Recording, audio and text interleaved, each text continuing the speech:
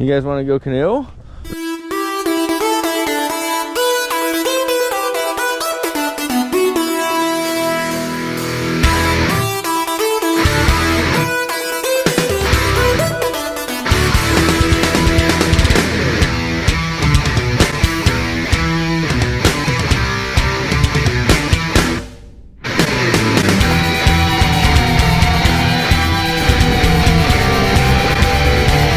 Well, you did the right thing, but whoever gave you this, an asshole.